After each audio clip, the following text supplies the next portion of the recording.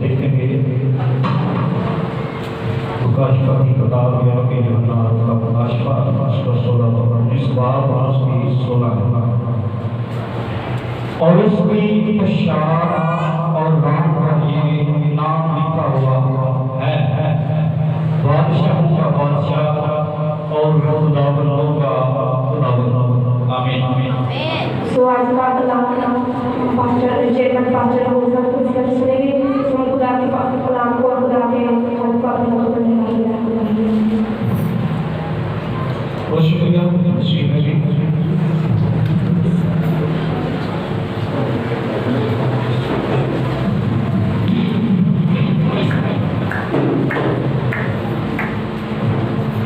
आज की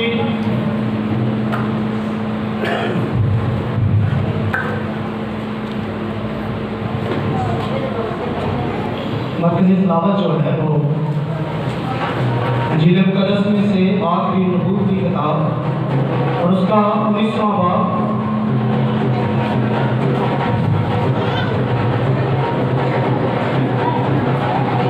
जो है वो तिलावत की है। इससे पहले कि हम खुदा के कलाम को सीखें, रब्बे कायनात यहोवा आसमानी बाप और उसके प्यारे बेटे यीशु मसीह नासरी के अजीम बाबरकत खूबसूरत जलाली फटावान नाम में आप सबकी सलामती हो। आप सबको ईद फसा और खजूरों का त्योहार जो है वो मुबारक हो। बहुत से लोग नहीं जानते यहोवा खुदा ने 7 ईदें दी। कितनी ईदें दी? 7 ईदें दी। उन 7 ईदों में से ईद फसा भी है। यहूदी कैलेंडर के मुताबिक आज जो है ईद फसा जो मसीहानी मसीह है और जो यहूदी है वो ईद फसा मना रहे हैं। और मेरे और आपके याद रखना खुदा यीशु मसीह ने भी इस ईद को मनाया और फिर ये भी कहा कि मेरी बड़ी आरज़ू थी कि मैं ये फसा जो है वो मनाता और तुम्हारे साथ खाता।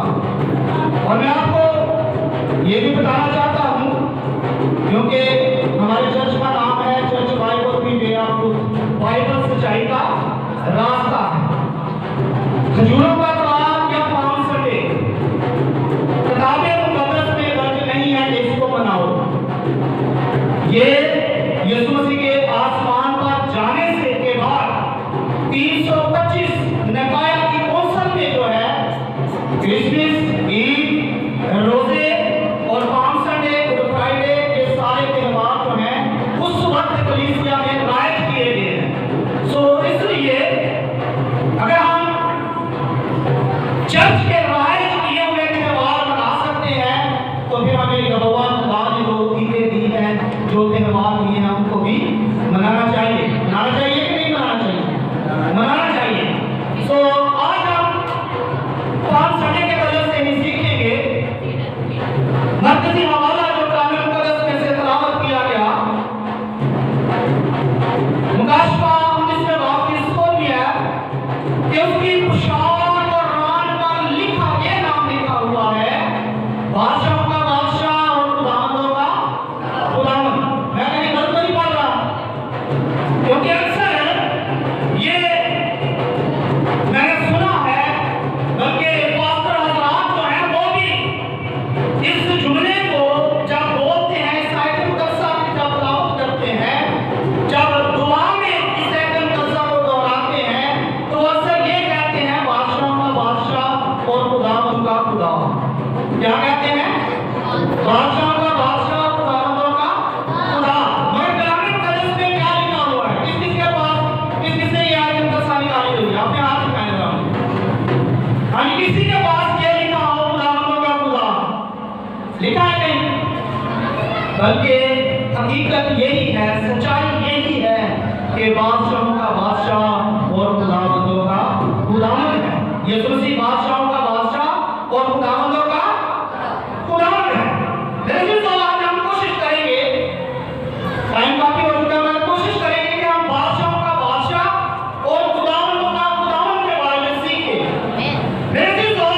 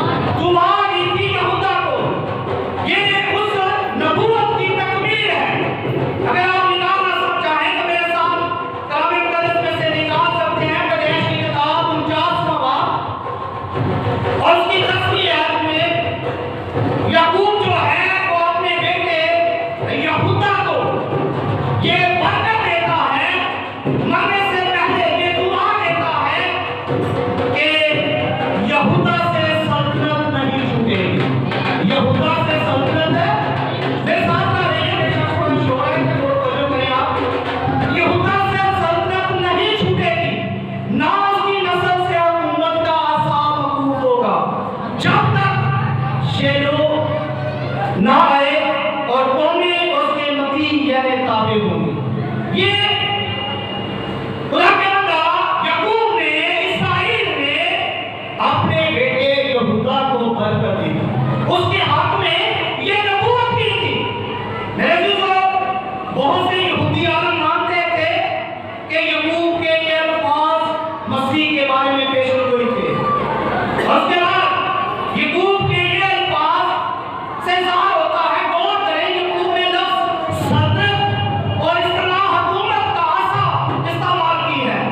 इससे ज़ाहिर होता है कि वो एक बादशाह के बारे में बात कर रहे थे जिसे उन्होंने शेर दो का लक़ब दिया।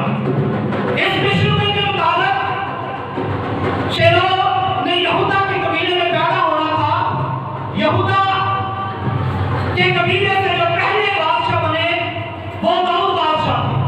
यहूदा के कबीले में सबसे पहला बादशाह कौन था? दाऊद बादशाह था। और आखिरी बादशाह जो है वो सिदकिय्याह था। कौन था? सिदकिय्याह। लेकिन इसके बाद भी यहूदा के कबीला में से एक बादशाह ने आना था और इस बादशाह ने हमेशा तक हुकूमत करनी थी। फिर कब तक उसने हुकूमत करनी थी? हमेशा तक, जब तक रोज़े महशर या अदालत का काम पूरा नहीं हो जाता तब तक इस बादशाह ने फिर हुकूमत करनी थी। और लोग आरज़ूमंद थे कि वो बादशाह जब आएगा तो अमन को लाएगा, सुकून को लाएगा। शेरों के लफ्ज़ी मायने जो है वो भी है अमन, सुकून। और इसका एक खास मायने है जिसका हक है, जिसका हक है वो बादशाह करे, जिसका बादशाह पर हक है वो बादशाही करे। इसके मायने ये हैं। और खुदा के बंदा ने ये बहुत पहले जब वो करीबन मौत था उस वक्त उसने ये नबूवत की और यहूदा के हक में जो है वो दुआ दी, बरकत दी, गवाही दी। मेरे दोस्तों, इसके नबी का सहीफे का जब हम मुताला करते हैं, किसी बाब की 26-27 है, तो वहां पर हमें मिलता है कि सिदकिय्याह बादशाह जो है वो, उसके बारे में जरा निकाल लीजिए।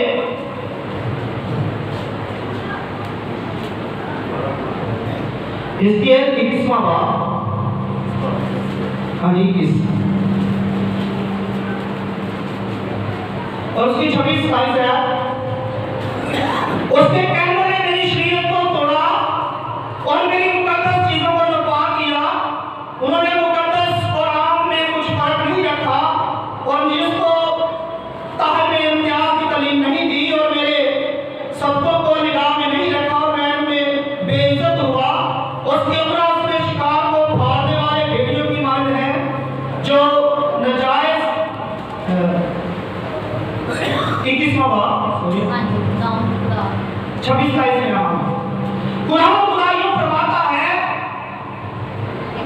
कुला को दूर कर और ताज कुला को दूर कर और ताज उतार। ये ऐसा ना रहेगा, पस्त को बुलंद कर और उसे जो बुलंद है पस्त कर। मैं उसे उल्ट दूंगा और यूं भी ना रहेगा और वो आएगा जिसका हक है मैं उसे दूंगा।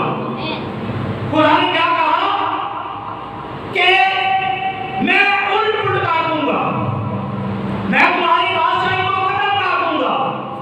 मगर हमेशा के लिए ऐसा नहीं होगा, बल्कि वो आएगा जिसका हक है, वो आएगा जिसका हक है और मैं उसे बादशाही दूंगा।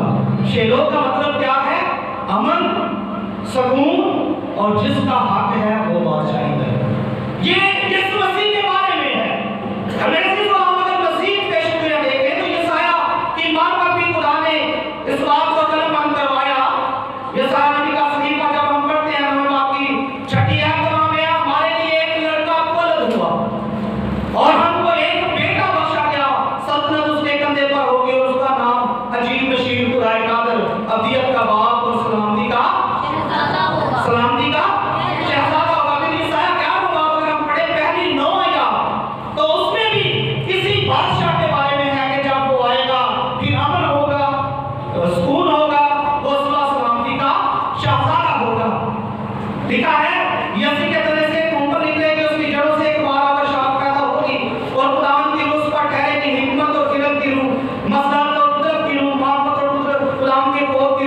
और उसकी शादी काम के कौमी होगी और ना वो अपनी आंखों के देखने के मुताबिक इंसाफ करेगा, ना अपने कानों के सुनने के मुताबिक फैसला करेगा। जो कि आप करते हो राजनी से मस्जिदों का इंसाफ करेगा और अदब से जमीन के खाकसारों का फैसला करेगा और अपनी जबान के एहसास से जमीन को मारेगा और अपने लबों के दम से शीलों को बना कर डालेगा और उसके कमर का पटका रास्तबाजी होगी और उसके पहलू पर रास्तबाजी का पटका होगा। छठी आयत में है, बस भेड़िया बड़ा के साथ रहेगा, भेड़िया बड़ा के साथ रहेगा और चीता बकरी के बच्चे के साथ बैठेगा और बछड़ा और शेर का बच्चा और पला हुआ बैल मिलजुल कर रहेंगे। जब उसकी बादशाही होगी तो फिर खून खराबा नहीं होगा। जो खून खार जानवर है, शेर खून खार है, भेड़िया खून खार है, मगर वो भी सब के सब मिलकर रहेंगे, सब के सब मिलकर रहेंगे। इस कदर अमन और सुकून हो जाएगा। और मेरे अजीजों, हम कलाम मुक़द्दस में से देखते हैं, आगे लिखा हुआ है, गाय और रीछ की मिलकर चलेंगी, इनके बच्चे इकट्ठे बैठेंगे और शेर मगर बैल की तरह भूसा खाएगा और दूध पीता बच्चा सांप की बिल में के पास खेलेगा और वो लड़का जिसका दूध छुड़ाया गया हो, अभी ये खतरनाक सांप है, उसकी बिल में हाथ डालेगा और वो मेरे तमाम कुरान मुक़द्दस पर ना जरर पहुंचाएंगे ना हलाक करेंगे, क्योंकि जिस तरह समंदर पानी से भरा है उसी तरह जमीन खुदावन के अरफान से मामूर होगी। आमीन आमीन। मेरे अजीजों, फिर खुदा का बंदा ज़करिया जो है 9वें बाब की 9वीं और 10वीं आयत में नबूवत करता है, कहता है, ऐ बिन्ते सिय्यून, ऐ बिन्ते सिय्यून, यानी कलीसिया को मुखातब कर रहा है, इस्राएलियों को मुखातब कर रहा है और कहते हैं, पुत्रे यरूशलेम, ऐ यरूशलेम की बेटियों, खूब ललका, क्या कहा है? खूब ललका, क्योंकि देख तेरा बादशाह तेरे पास आता है, देख तेरा बादशाह तेरे पास आता है, वो सादिक है और निजात उसके हाथ में है, वो सादिक है और निजात उसके हाथ में है, वो हलीम है और गधे पर, बल्कि जवान गधे पर सवार है। किस पर सवार है? जवान गधे पर। दुनिया के बादशाह जो हैं, ये घोड़ों और रथों पर सवार होते हैं, मगर यीशु मसीह ऐसा बादशाह है जो गधे पर, बल्कि जवान गधे पर सवार होगा। ये मिशन वही है और लिखा है कि मैं इस्राएल से रात को यरूशलेम से घोड़े काट डालूंगा और जंगी कमान तोड़ डाली जाएगी और वो कौमों को सुलह का मुस्ता देगा, वो कौमों को सुलह का पैगाम देगा। वो खुद भी सुलह सलामती का बादशाह है और कौमों को भी यही पैगाम देगा, सुलह का। और उसकी सल्तनत समंदर से समंदर और दरिया से इंतहाई जमीन तक होगी। और मेरे अजीजों, मैं आपको यहाँ पर एक और बात बताना चाहता हूँ, जब कोई भी बादशाह गधे पर सवार होता था तो इसका मतलब होता था कि वो दूसरे बादशाह की तरफ सुलह का हाथ बढ़ा रहा है। किसका हाथ बढ़ा रहा है? सुलह का। जब कोई बादशाह घोड़े पर सवार होकर किसी दूसरे मुल्क को जाता तो वो खबरदार हो जाते थे कि ये जंग करने के लिए आ रहा है। अगर यीशु मसीह गधे पर सवार हुआ क्योंकि वो सुलह सलामती का बादशाह है।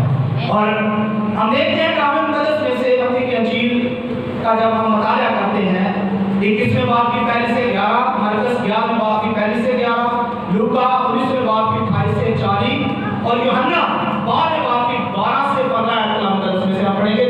चारों अंजील में ये पेशन गोई पूरी होती है, जो ज़करिया की मार्फत पहुंची, यशायाह की मार्फत पहुंची और फिर याकूब ने अपने बेटे यहूदा को दुआ दी, बरकत दी, नबूवत की, वो उसकी तकमील हमें इन तमाम मुआलाजात में मिलती है। मेरे साथ निकालिए यूहन्ना की इंजील 12 बाब की 12 से 15 देखेंगे। दूसरे दिन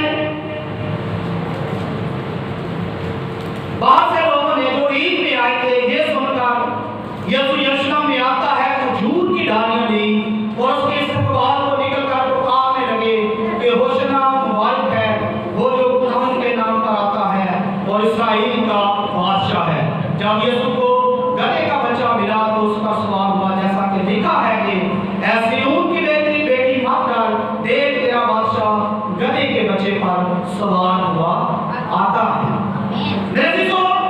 इसलिए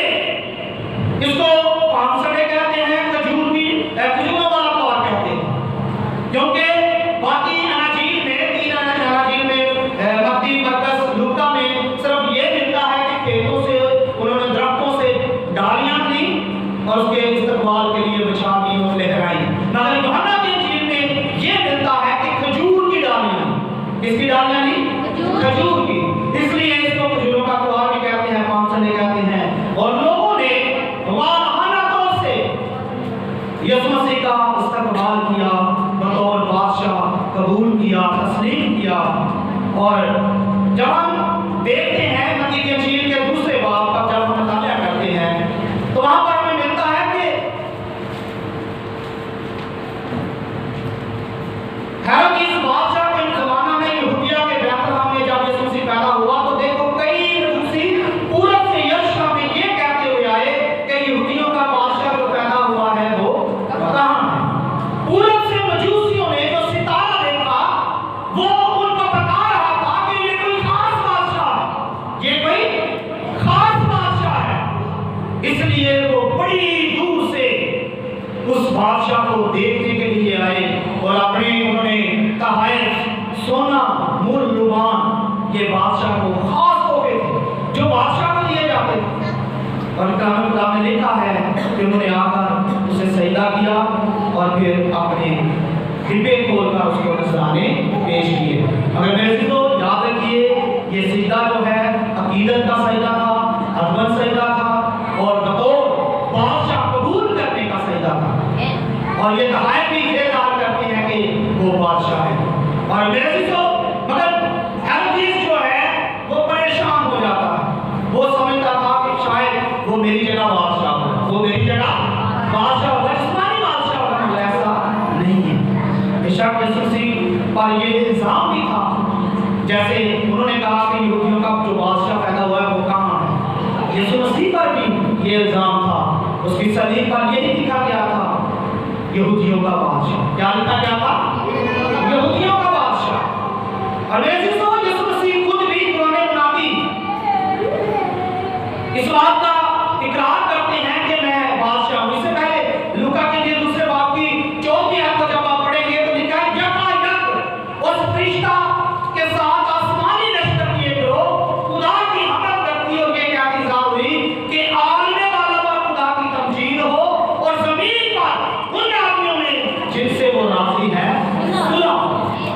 उस आसमानी लश्कर की गिरोह ने, उन फरिश्तों ने भी खुदा की तमजीद की और साथ में ये पैगाम दिया कि अब उन आदमियों में जिनसे वो राजी है वो क्या है? सुलह। मेरे अजीजों, फिर आप जब कलाम खुदा में देखते हैं यीशु मसीह ने खुद दुरानी मुनादी, दुरानी बुशारत इस बात का इकरार किया कि मैं बादशाह हूं। मत्ती की इंजील 25वें बाब की 32वीं आयत देखें तो लिखा है जब इब्ने आदम अपने जलाल में आएगा और सब फरिश्ते उसके साथ आएंगे, तब वो अपने जलाल के तख्त पर बैठेगा और सब कौमें उसके सामने जमा की जाएंगी और वो एक को दूसरे से जुदा करेगा, जैसा चरवाहा भेड़ों को बकरों से जुदा करता है और बकरियों से जुदा करता है, और भेड़ों को अपने दाहिने और बाएं, बकरियों को बाएं खड़ा करेगा। उस वक्त बादशाह, क्या लिखा है? उस वक्त बादशाह अपनी दाहिनी तरफ वालों से कहेगा आओ मेरे बाप के मुबारक लोगों, उस बादशाह को जो बनाए आलम से बेहतर तुम्हारे लिए तैयार की गई है, मेरास में लो। यीशु मसीह ने अपनी बात की कि जब बादशाह अदालत के लिए आएगा तो उस वक्त वो भेड़ों को बकरियों से जुदा करेगा। भेड़ों और बकरियों से जुदा करने से मुराद है जो नेक लोग हैं उनको बुरे लोगों से अलग करेगा। और फिर मेरे से तो मत्ती की इंजील के 27वें बाब का जब हम मुताला करते हैं तो उसकी 11वीं आयत में हमें मिलता है यीशु हाकिम के सामने खड़ा था और हाकिम ने उससे ये पूछा क्या तू यहूदियों का बादशाह है? हेरोदेस जो बादशाह है, जब उसकी अदालत में यीशु मसीह को पेश किया जाता है तो यीशु मसीह कहते हैं, बादशाह कहता है, हाकिम कहता है तुझ पर इल्जाम है कि तू यहूदियों का बादशाह है। और वो यीशु मसीह से सवाल करता है क्या तू यहूदियों का बादशाह है? यीशु मसीह जवाब देते हैं कि तू खुद कहता है। यीशु मसीह ने ये नहीं कहा कि मैं बादशाह नहीं हूं, बल्कि क्या कहा?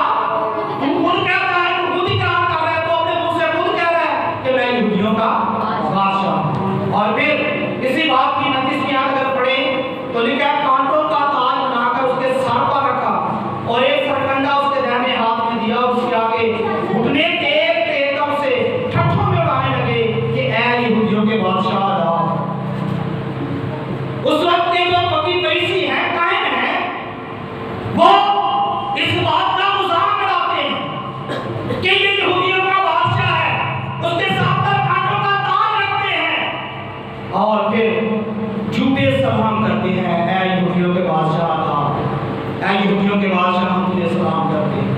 और फिर इसी बात की से 30 क्या पढ़े तो लिखा है और उसका इल्जाम देकर उसके साथ से ऊपर लगा दिया कि ये यहूदियों का बादशाह यीशु है, ये यहूदियों का बादशाह यीशु है।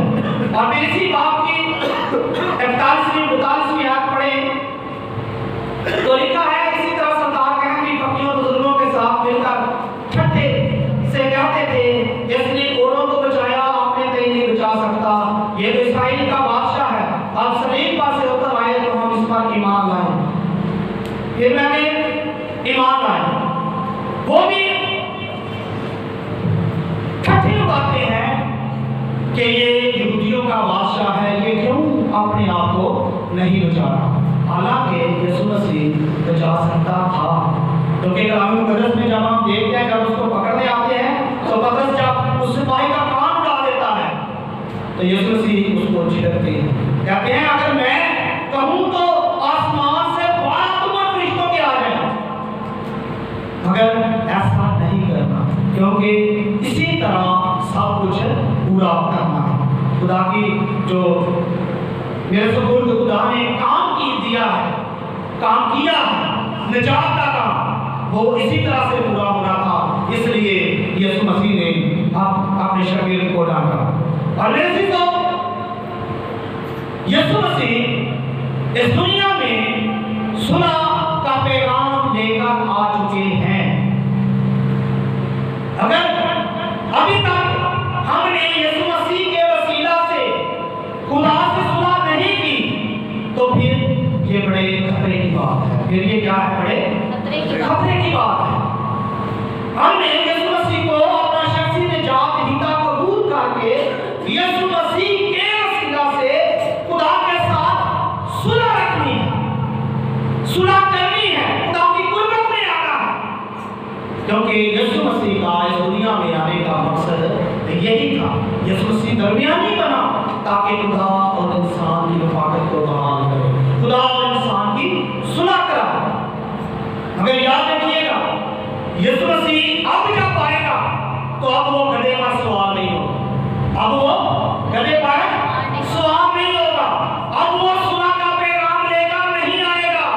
मुकाशफा की किताब में ये लिखा हुआ है, गाबन 19वां बाब भी जो हमारा मरकजी हवाला था उसको तब हम चलेंगे। 19वें बाब की पहली आयत से देखेंगे,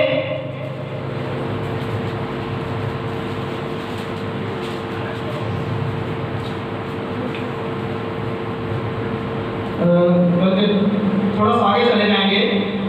चौथी आयत और 24 बुजुर्गों और 4 जानदारों ने मिलकर खुदा को सजदा किया और जो तख्त पर बैठा था और कहा आमीन हालेलुया। और तख्त में से ये आवाज निकली, ऐ उससे डरने वाले बंदो, खा छोटे खा बड़े, तुम सब हमारे खुदा की हमद करो। फिर मैंने बड़ी जमात की सी आवाज और जोर के पानी की सी आवाज और सख्त गरजों की सी आवाज सुनी कि हालेलुया, इसलिए कि खुदा ने हमारा खुदा करता है, आओ हम खुशी करें और नहाए शादमान हो और उसकी तमजीद करें, इसलिए कि बरा की शादी आप पहुंची और उसकी बीवी ने अपने आप को प्यार कर लिया। यहाँ पर एक और बात सीखने वाली है कि हमारा खुदा बादशाही करता है, हमारा खुदा बादशाही करता है।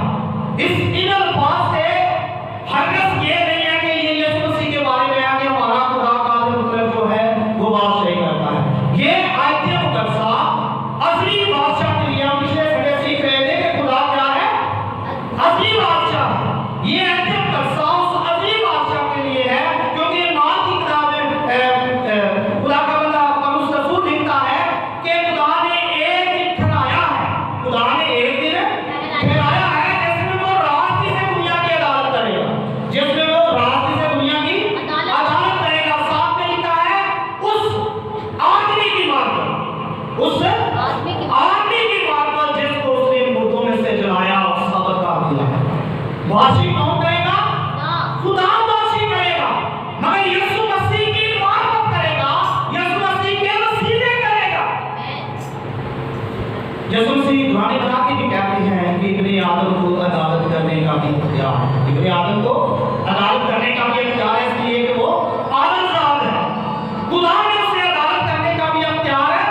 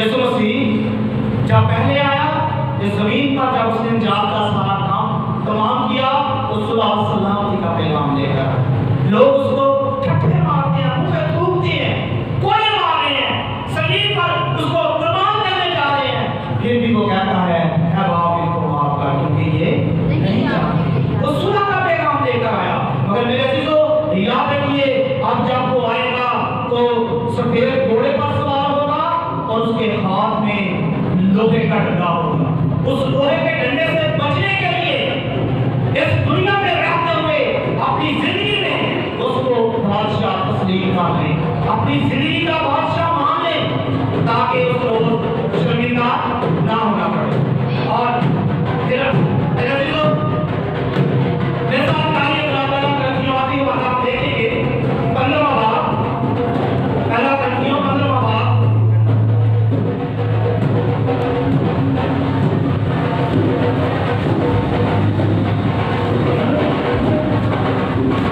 और उसकी 24वीं आयत का पढ़ना शुरू कीजिएगा।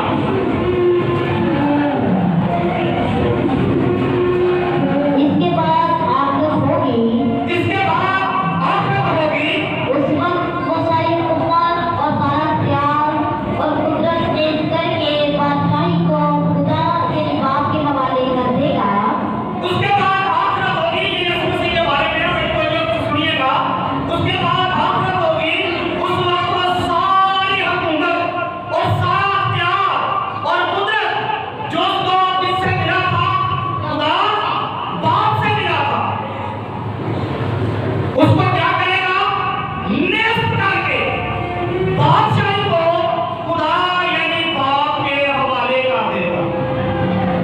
वो आखिरत के वक्त सारी हुकूमत, सारा प्यार, सारी कुदरत, सारी बादशाही कुदरत को नेस्त करके जो बादशाही खुदा ने उसको दी है, उस बादशाही को खुदा के हवाले कर देगा। क्या खुदा, मैंने जो तूने मेरी ड्यूटी सपोर्ट की थी, उस ड्यूटी को सर अंजाम दे दिया है। अब तू ही जो असली बादशाह है, जो जमीनों आसमान को खड़े करने वाला खुदा है, जो वाला शरीक है, जो तेरे जैसा और कोई खुदा नहीं, तू ही असली बादशाह है।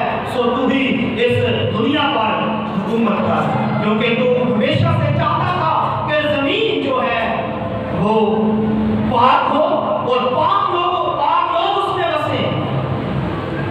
तो मेरे अजीजों, यीशु मसीह वो सारी हुकूमत, सारा प्यार, कुदरत नेस्त कर देगा। आगे लिखा है, क्योंकि जब तक वो सब दुश्मनों को अपने पांव तले ना कर ले आए, उसको बादशाही करना जरूर है। जब तक वो सब कुछ अपने पांव तले नहीं ले आता, उस वक्त तक बादशाही करना उसे जरूर है। सबसे पिछला दुश्मन जो नेस्त किया जाएगा वो मौत है, क्योंकि खुदा ने सब कुछ उसके पांव तले कर दिया है। खुदा ने ही यीशु मसीह के पांव तले ये सब कुछ किया है। मगर जब वो फरमाता है कि सब कुछ उसके ताबे कर दिया गया, तो जाहिर है जिसने सब कुछ उसके ताबे कर दिया वो अलग रहा। जिस खुदा ने सब कुछ उसके ताबे किया है वो क्या रहा, अलग रहा। ये धोखा दिया जाता है कि इस आयत मुकद्दसा का गलत मतलब निकाला जाता है मैं और बाप एक हैं। कलाम मुकद्दस में ये वाज़ेह लिखा है कि खुदा अलग है। और यीशु मसीह ने भी दुआएं बनाती, कहा कि तुम्हारी शरीयत में लिखा है कि दो लोगों की गवाही सच्ची होती है। तुम्हारी शरीयत में लिखा है दो लोगों की गवाही सच्ची होती है। तो यीशु मसीह ने कहा, एक मेरा बाप गवाही देता है और एक मैं देता हूँ, दो गवाहियां पूरी होगी। इसलिए मेरे दोस्तों, इन अल्फाज से, लोगों की बातों से धोखा नहीं खाना, कलाम की सच्चाई को समझना है, उसके सियाको सुबाह को समझना है और सच्चाई से वाकिफ होना है। और आगे लिखा है, उसके ताबे कर दिया गया, तो जाहिर है जिसने सब कुछ उसके ताबे कर दिया वो अलग रहा। और जब सब कुछ उसके ताबे हो जाएगा तो बेटा खुद उसके ताबे हो जाएगा, जिसने सब चीजें उसके ताबे कर दी, ताकि सब में खुदा ही सब कुछ हो, ताकि सब में खुदा ही सब कुछ हो। मेरे दोस्तों, यीशु मसीह बादशाहों का बादशाह है। यीशु मसीह बादशाहों का बादशाह है, क्योंकि जो पैदाइश की किताब में हमने नबूवत पढ़ी थी उसमें था कि कौमें उसके मती होंगी, कौमें उसके मती होंगी, कौमों के जो बादशाह है वो भी यीशु मसीह के मती होंगे। इसलिए वो उन तमाम बादशाहों का बादशाह है, वो उन तमाम बादशाहों का बादशाह है। मगर याद रखिए, यीशु मसीह के ऊपर भी एक असली बादशाह है, एक असली बादशाह है। जिस तरह लिखा है, कलीसिया का सर मसीह और मसीह का सर खुदा। ये एक तरतीब है। इस तरतीब को हमेशा हमने अपने ज़हन नशीन रखना है, किसी की बातों में नहीं आना। हमने सच्चाई से वाकिफ होकर सच्चाई का प्रचार करना है और इसी ईमान पर हमेशा कायम रहना है। तो टाइम काफी हो चुका है। अगला जो हिस्सा है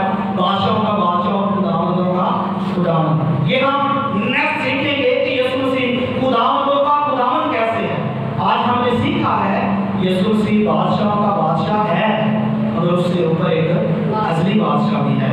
यीशु मसीह इस जमीन पर अमन और सुलह का पैगाम लेकर आ चुका है। हमने उसके वसीला से खुदा से सुलह करनी है।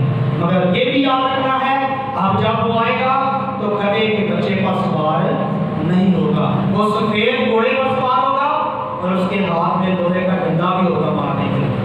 इसलिए जरूरी है कि हम जिस तरह खुदा का बंदा पौलुस रसूल कहता है, यीशु मसीह के वसीला से खुदा से सुलह, यीशु मसीह के वसीला से खुदा से सुलह। ये नहीं कि क्रिसमस पर या मजदूरों के द्वार पर सुलह का पैगाम सुना और हमने कहा ये दुआ कर ली या ये कह दिया कि हमारी खुदा के साथ सुलह, बल्कि हर वक्त हमने खुदा के कोल में रहकर जिंदगी बसर करनी है और यीशु मसीह के वसीला से हमेशा खुदा की कुर्बत और नजदीकी में रहना है, खुदा से सुलह करनी है। सो खुदा इस कलाम के वसीला से मुझे और आप सबको बड़ी बरकत बख्शे।